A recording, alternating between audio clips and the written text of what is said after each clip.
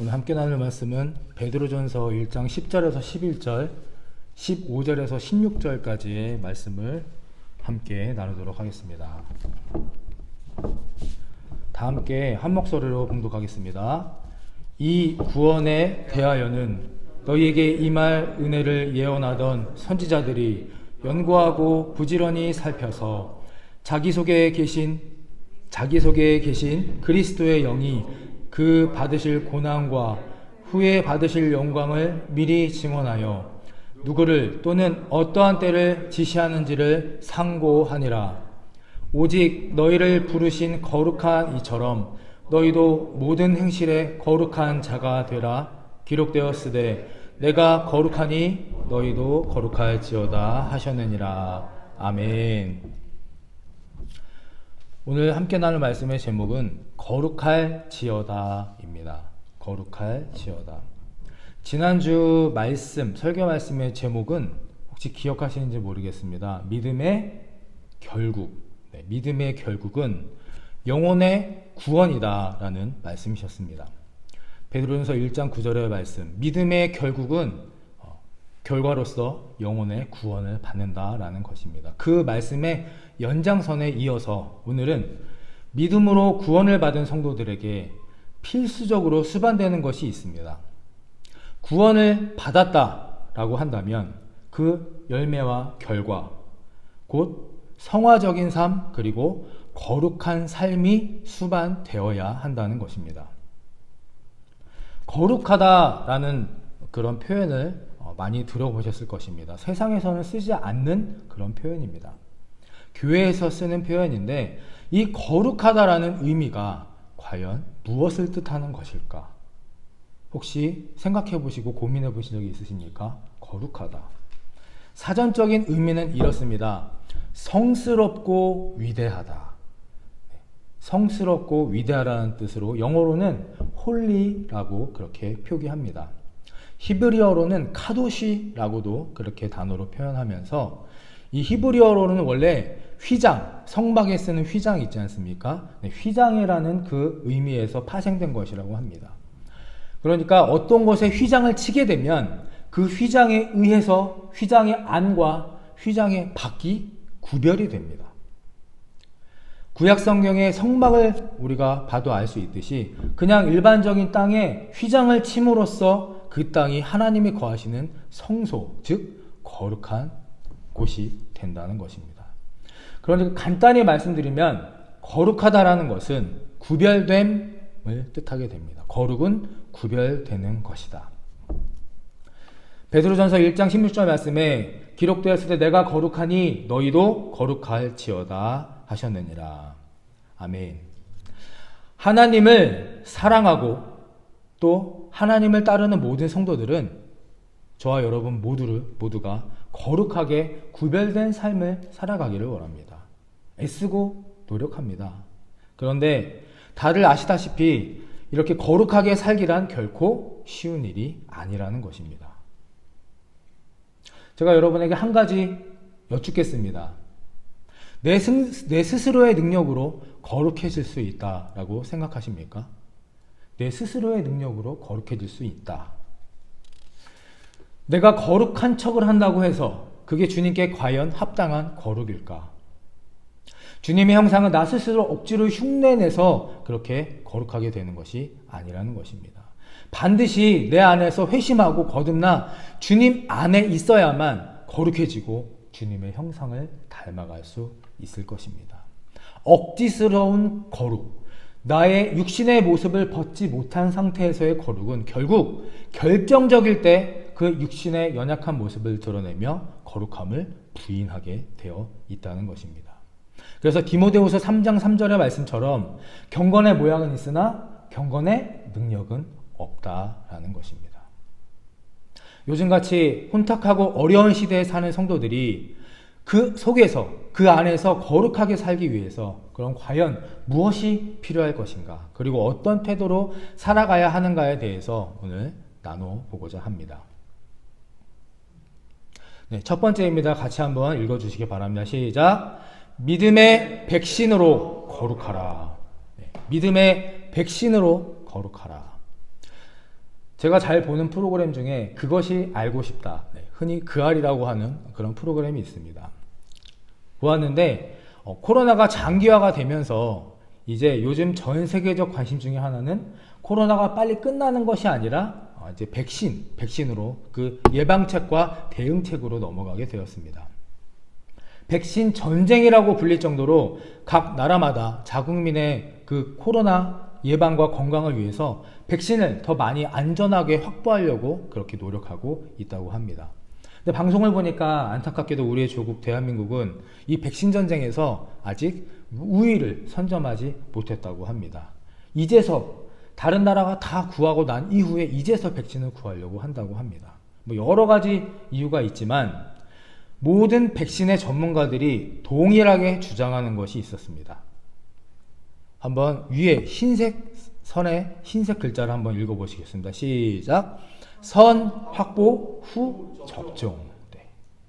그 방송을 보니까 수많은 그런 백신의 전문가들이 똑같이 얘기하는 거, 이유 여하를 막론하고 백신을 먼저 충분히 보유하고 있어야만 비상 응급 상황이 생겼을 때, 큰일이 일어났을 때 조치가 가능하다는 것입니다.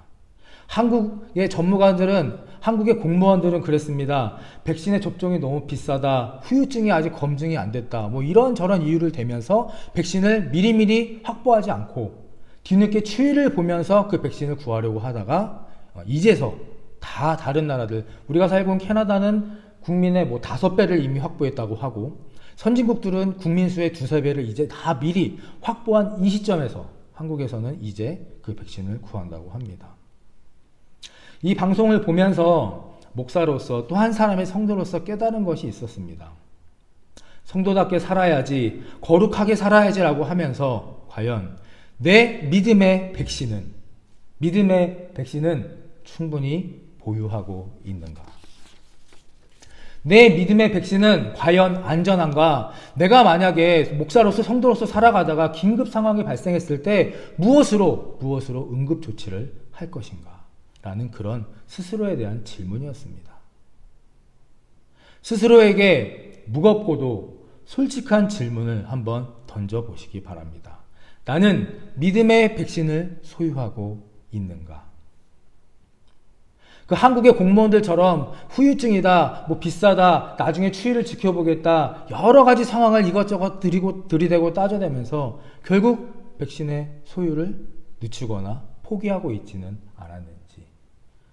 다시 한번 오늘 이 시간을 통하여서 스스로에게 무겁고도 솔직한 질문을 꼭 던져보시기 바랍니다. 나는 믿음의 백신을, 안전하고도 건강한 백신을 소유하고 있으십니까? 말씀을 제가 읽어드리겠습니다. 베드로전서 1장 10절에서 11절입니다. 이 구원에 대하여는 너희가 임할 은혜를 예언하던 선지자들이 연구하고 부지런히 살펴서 자기 속에 계신 그리스도의 영이 그 받으실 고난과 후에 받으실 영광을 미리 증언하여 누구를 또는 어떠한 때를 지시하는지를 상고하니라. 아멘. 우리는 우리들의 세상적인 인간적인 문제를 마음에 두고 살다가 정작 정말 마음에 두고 연구하고 살펴야 할 것들을 마음에 두지 못하고 살고 있는 것 같습니다. 우리 안에 이런 생각이 있지 않습니까? 어떻게 하면 세상이 뒤처지지 않고 자리를 얻어서 굶지 않고 살아갈까? 어떻게 하면 미래가 보장된 그런 삶을 살아갈 수 있을까? 이런 종류의 생각들이 우리 머릿속과 마음속을 꽉 채우고 있기 때문에 뇌리에서 떠나지 않기 때문에 우리가 구원을 얻었다고는 하지만 거룩한 삶을 살지 못하는 것이 아닐까. 그러나 오늘 말씀을 통해 성경에서 보니까 선지자들은, 구약시대의 선지자들은 그렇게 생각하지 않았습니다. 이 구약의 선지자들은 구원에 대해서 연구하였고 부지런히 살폈고 상고했다라고 하였습니다. 상고, 좀 어려운 말이요. 찾아보았더니 이런 뜻입니다. 자세히 참고하고 검토하다. 이 말씀은 그냥 하나님의 말씀을 듣고 감동받고 그냥 거기로 끝나는 것이 아니라 구약시대의 선지자들은 이 말씀을 계속해서 자세히 또 보고 검토하였고 참고하였고 내 생활에 접목시켜서 이게 진짜 맞는가, 진짜 틀린 것인가에 대해서 계속해서 상고하였다는 것입니다. 이 말은 내 삶의 기준이 되고 내 머릿속에 가슴에 박혀 있고 그렇게 현실로 살았다는 그런 의미라는 것입니다. 이것은 사도행전 17장에 나오는 베레아 사람들의 태도도 마찬가지로 동일하게 연상케 합니다. 함께 읽어보겠습니다. 17장 11절 12절 시작. 베레아에 있는 사람들은 죄송합니다. 같이 읽겠습니다. 시작. 베레아에 있는 사람들은 데살로니가에 있는 사람들보다 더 너그러워서 간절한 마음으로 말씀을 받고 이것이 그러한가 하여 날마다 성경을 상고함으로 그 중에 믿는 사람이 많고. 아멘. 이 사도행전 17장의 말씀은 사도 바울이 2차 전도 여행을 하던 것을 기록되어 있습니다. 여러 곳을 돌면서 복음을 전파하다가 데살로니가라는 지역을 거쳐서 베레아라는 지역의 유대인 회당에서 하나님의 말씀을 전합니다. 그곳에는 바울을 배척하고 위협하던 유대인 무리도 있었고 또 그런 상황에서도 하나님의 바울의 복음을 듣고 수용했던 데살로니가 사람들도 있었습니다. 그런데 그 데살로니가 사람들보다 더 열심히 복음을 듣고 날마다 상고하여 어떻게 됐습니까? 하나님을 믿는 사람들이 더 많아졌다. 바로 베레아 성도들의 모습입니다. 우리는 이렇게 많이 기도합니다. 영적 부흥을 일으켜야 한다. 교회를 성장시켜야 한다. 그런데 프로그램, 막대한 예산, 기념품 이런 것들로 영적 부흥과 교회 성장을 이룰 수는 없는 것입니다. 한계가 있는 것입니다. 이것의 원동력은 바로 오늘 본문에 있는 것과 같이 말씀을 상고하는 것입니다. 말씀을 스스로 연구하고 적용했기 때문에 그들의 믿음이 성장했고 믿는 사람이 날로 많아질 수밖에 없었다는 것입니다. 말씀과 구원에 대하여 이와 같이 조사하고 연구하는 마음은 믿는 자들이, 저와 여러분 같은 성도들이 절대 잃어버려서는 안 되는 그런 자세입니다. 바쁘다, 어렵다, 귀찮다 등의 핑계로 말씀을 연구하지 않고 부지런히 살피지 않으면 스스로 자립할 수 있는 믿음의 백신은 절대 생겨나지 않는다는 사실을 오늘 꼭 깨달으시고 믿으시기를 간절히 바라고 축복합니다. 우리에게는 믿음의 백신이 필요합니다. 딱 필요한 만큼의 정량이 아니라 충분히 맞고도 남을 만큼의 은혜를 보유해야만 응급 상황과 우리에게 큰일이 닥쳤을 때 그 믿음의 백신으로 딛고 일어나 성장하고 승리하며 일어설 수 있다는 것입니다. 오늘 본문 말씀을 통해 제가 여러분들에게 드리고 싶은 말씀, 이 은혜의 백신은 바로 하나님의 말씀을 부지런히 연구하고 살피고 상고하자라는 것입니다. 이 말씀을 검토하고 또 적용하고 상고하셔서 성도의 명예를 지키시며 언제나 거룩한 삶을 살게 되시는 우리 모두가 되기를 간절히 바라고 축복합니다. 자, 두 번째입니다. 같이 읽어주시기 바랍니다. 시작. 거룩해야 할 때 거룩하라. 아멘. 네. 거룩해야 할 때 거룩해야 합니다. 목사로서, 성도로서 저도 이렇게 살면서 항상 좀 거룩해 보면 좋겠다. 그래서 저의 좀 조그만 소원이 있다면 절 전혀 모르는 처음 본 사람이 저를 봤을 때 목사님이세요? 라고 좀 먼저 이렇게 누가 알아봐 줬으면 좋겠다라는 그런 부질없는 그런 좀 조그만 소망이 있습니다. 이런저런 이유들로 거룩하지 못할 때가 많은 것이 솔직한 고백입니다. 현실적인 이유들, 계산적인 이유들, 여러 가지 우리가 믿음의 성도로서 거룩하지 못하게 그렇게 살아갈 때가 있지는 않으십니까? 그렇다면 항상 거룩할 수 없다면 언제 우리가 과연 거룩해야 할 것인가? 성경에 나와 있는 본문 말씀들을 통해서 한번 좀 찾아보고 알아보고자 합니다. 네, 누가복음 5장 10절 11절 말씀을 제가 읽어드리겠습니다. 세베대 아들로서 시몬의 동업자인 야고보와 요한도 놀랐습니다. 예수께서 시몬에게 이르시되 무서워하지 말라. 이제후로는 내가 사람을 취하리라 하시니 그들이 배들을 육지에 대고 모든 것을 버려두고 예수를 따르니라. 아멘. 어떤 상황입니까? 예수님께서 베드로와 야고보, 요한을 사람 낚는 업으로 취하는 그런 본문입니다. 나를 따르라 라는 예수님의 말씀에 순종했습니다. 그래서 그들이 어떻게 했습니까? 모든 것을 버려두고 그 자리에서 즉시 일어나 예수님을 따르는 모습을 볼 수 있습니다.